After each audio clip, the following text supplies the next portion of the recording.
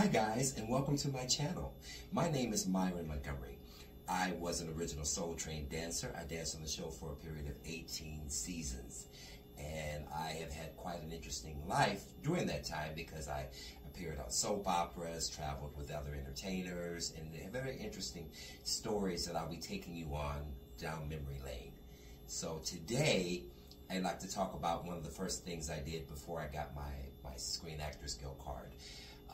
Many years ago, when I was on the show, just about to leave the show, a friend of mine's, Angela Bennett, introduced me to Richmar Casting and Central Casting. And back then, it was called atmosphere work, where, you know, you would just do backgrounds. You know, you see someone in a crowd or someone in a hotel or wherever it is. Those people are all hired actors to just, you know, sort of pantomime when you're eating and, you know, different things that they had you do. And my friend hooked me up with this company, and at the time, they had a rule where they had to have at least one couple of color on the show.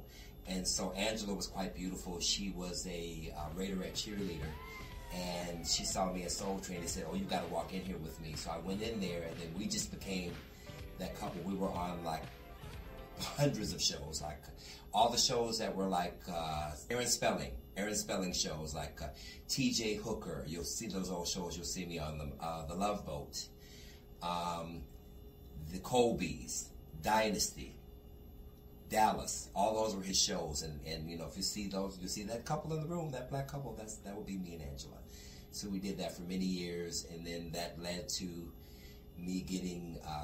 I went in as a background on a show called Who's the Boss, where I got a call from Central Casting and said, "You got to go down there. They're going to interview you." And there was like a type they were looking for, and like I always see these same guys at the same auditions because we all kind of had similar looks, you know, light skinned, pretty boy, or whatever. They had a certain look for us, and like I would go in there and I would say, "Oh, there's so and so," right? So I had like 4 guys I always go up against, and then I walked into the room, and then Tony Danza was the guy that was casting for the role, and he just looked at me 10 seconds and said, "You," and that's it. That's how I got my first SAG job. That's how I got upgraded from being a background to 5 and under, and that's how I began getting other roles. Hey guys, I'm going to tell you the story, you know, that most actors remember, and that is the first job that they were casted on.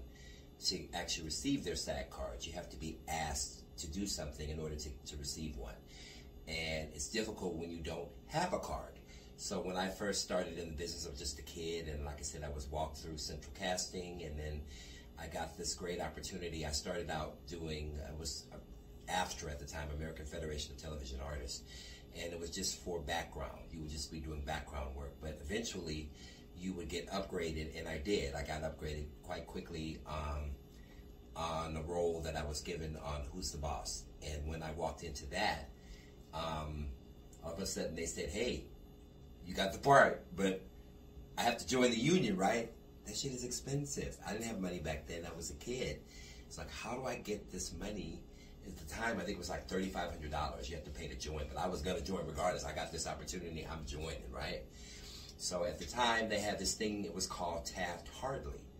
And it was a thing where you would do a couple of jobs, and they would keep your earnings from that job and apply them for your union dues to join, which I was able to do that. And, you know, I got booked right away, so I got a few jobs, boom, had it sold, and then, you know, it's so memorable when you get your card, your physical card, and then they give you this beautiful gold pen that has the 2 drama faces on it. I think I still have mine, and I just treasure it. You know, so that's my first memory. That's my first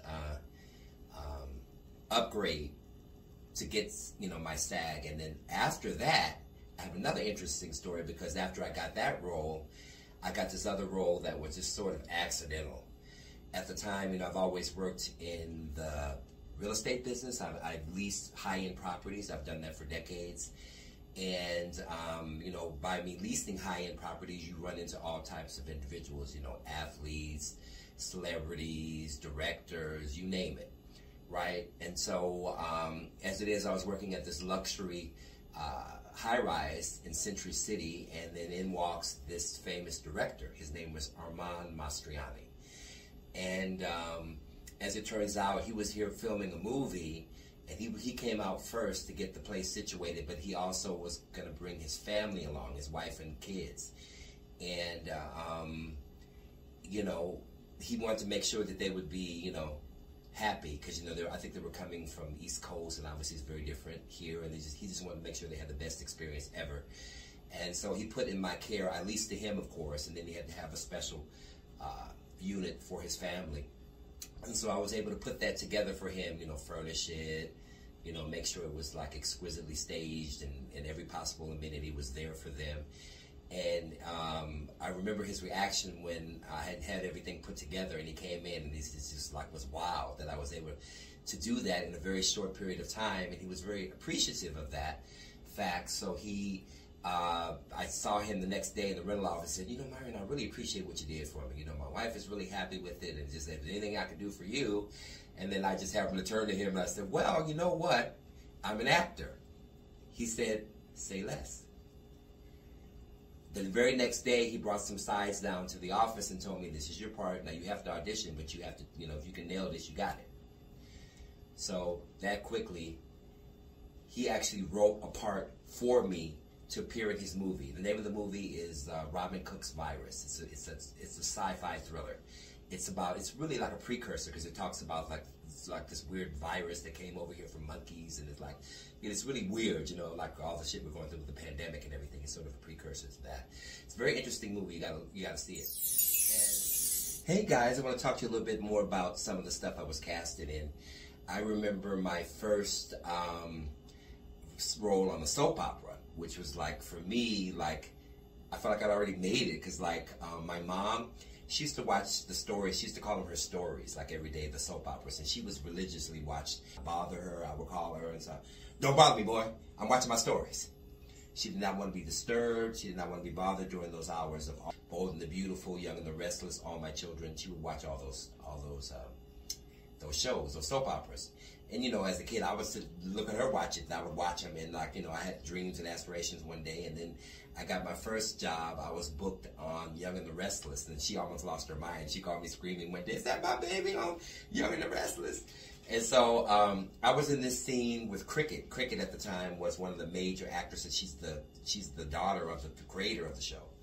And it was really around her, and then they came to a nightclub where, again, the girl that I told you about, Angela Bennett, we were both cast as that couple that we was it was our club, and it, like, they had to come on our turf, and like we just, you know, we turned it out on the dance floor, right? So that was my first role that I got casted on Young and the Restless. And then Ruth was the casting director. She saw me on that, and then she wanted to cast me in more of a principal role on Bold and the Beautiful, where I had a really reoccurring role as Drew was a character that the storyline was about the Foresters and the Spectres. The Foresters were a fashion line, and the Spectre, I worked for Sally Spectre. She was sort of like, you know, a little bit shady and a little bit scandalous, and I was like her spy. So she put me in to infiltrate and steal the Foresters' designs, right? Kind of a wicked character. And it lasted for several months, and I really enjoyed that. I just remember how it was such easy work. Like, you know, I had to report to the set around like 8 in the morning, and then you just do, you sit down with the director, you do one run through, and then you go to your dressing room and just your hair and makeup, and then you can go to the commissary and have a snack or something like that. You just sit in your trailer until they call you, and you just, you know, it's pages. So, you know, you get through your 2-3 pages, you're done for the day. It was the easiest work ever. And they treated me like a king. I had my own dressing room with my name on it. Like, I was like, wow. And I just remember that. That was really